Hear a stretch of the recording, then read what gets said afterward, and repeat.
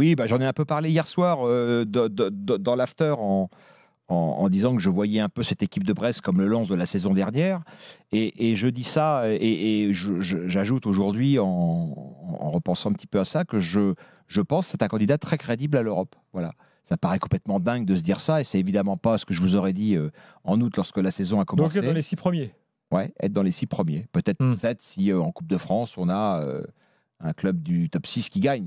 On verra. Mais en tout cas, oui, parce que si vous regardez le classement de la Ligue 1 sur l'année civile 2023, donc sur 38 journées, Brest est 7e. Voilà, donc il y a encore une marche évidemment à franchir. Et ils sont derrière les clubs qu'on connaît, c'est-à-dire Monaco, Nice, Paris, Lens, Marseille.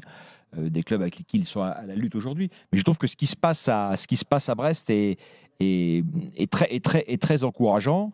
Évidemment, c'est le genre d'équipe qui lance sa saison en se disant maintenons-nous. Le maintien, il va être probablement assuré en janvier, début février. Donc après, il y aura deux options pour les Brestois. Il y aura une option un peu à la Rémoise l'an passé, où ils ont fini un peu en roue libre la saison, ou une option, au contraire, ils vont se remettre un coup de collier, ils vont se challenger pour aller chercher cette perf-là.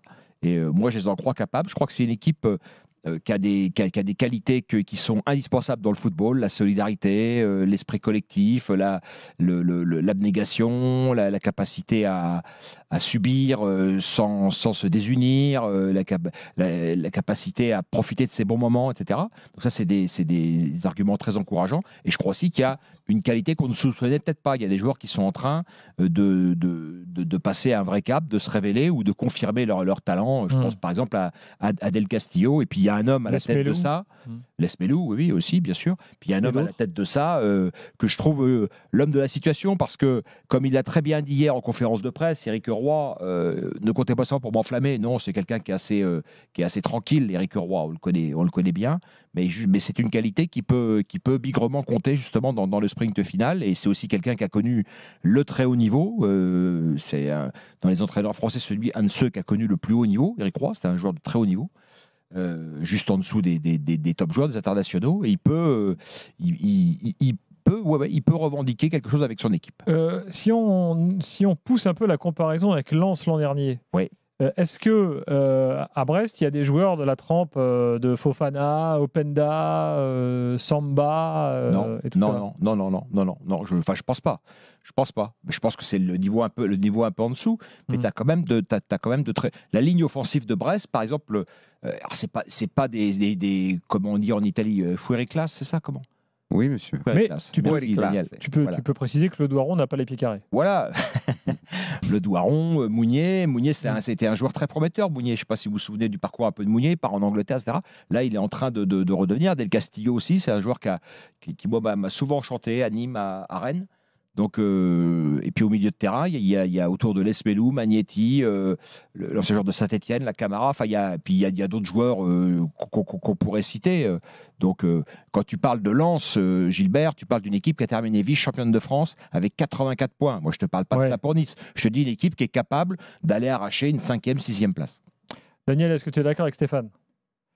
Je crois pas que ce soit le problème qu'on soit d'accord sur le fait qu'il les voit être européens. Je n'ai pas tellement envie de faire de pronostics. Je vais être d'accord avec le reste. Pure, hein, voilà, je vais plutôt être d'accord avec le reste. Pour argumenter autour de la saison de Brest. Et dire que j'ai vu un commentaire passer qui pourrait être interprété de façon péjorative, mais je ne le crois pas. Je ne pense pas que ce soit le but du message, et ce ne sera pas le but en tout cas de ma réflexion, parce que je vais le dire comme un compliment. Le commentaire disait Éric Roy, il est terre à terre. Eh bien oui, c'est vrai.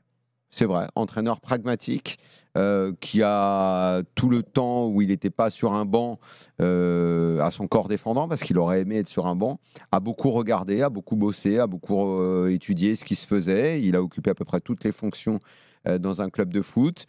C'est pas un gars qui aime les grandes théories. Et parfois c'est bien et parfois c'est pas bien, les grandes théories, parce qu'on en a vu des entraîneurs avec des grandes théories et ça donne pas toujours quelque chose. Il parle aux joueurs avec son expérience, tu as bien fait de le dire, d'ancien grand joueur, parce que ça a été un très très bon joueur, Éric Roy. Et son message, il est simple et clair. Et il a des joueurs qui sont pas des cracks et qui ont besoin d'un message simple et clair. Et donc ça fonctionne. Mais c'est l'anti-philosophe du foot qu'on a aujourd'hui dans beaucoup de clubs. Exactement. C'est quelqu'un qui... C'est une bonne petite sauce qui prend, avec, je l'ai dit plein de fois depuis le début de la saison, tout le monde a sa place dans le club. Les joueurs commencent à en parler entre eux. Donc, ça, c'est le virage à bien prendre quand tu es joueur. C'est à partir du moment où tu joues en ne jamais penser que tu peux être européen et le moment où tu te dis, eh ben tiens, si on visait ça. Parce qu'inconsciemment, ça te met une autre pression. On va commencer à plus parler de toi. On le sait, chaque année, on le dit pour plein de clubs. C'est ce qu'il y a de plus difficile à gérer, c'est tout ce qui se passe autour de toi. Ils sont 5e. Évidemment qu'ils ne sont pas loin de Monaco, puisqu'ils sont qu'à 2 points de Monaco. Ils ont le même classement que Lille. J'ai malgré tout... 4e attaque, 4e défense. J'ai regardé ça aussi ce matin. Même si tu t'es lancé dans la spéculation, je vais faire pareil, je ne crois pas qu'ils seront européens. Je pense qu'ils seront pas loin, mais je pense pas. Je pense qu'ils peuvent faire un peu comme Reims l'année dernière, ou ce genre de club-là.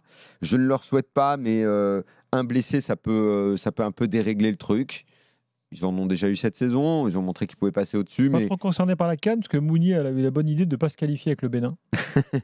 Il y a un truc, moi, enfin, je te coupe, Daniel, non, il y a un truc aussi qui m'a paru important dans leur parcours de première partie de saison, c'est que ils ont très bien démarré, ils ont été très hauts, puis ils ont eu cette série quand même. Ils ont joué des gros, ils ont perdu contre les gros. Donc ça aurait pu entamer leur confiance. C'est pas du tout. Ils sont repartis comme en 14 en rejoignant des équipes plus abordables pour eux.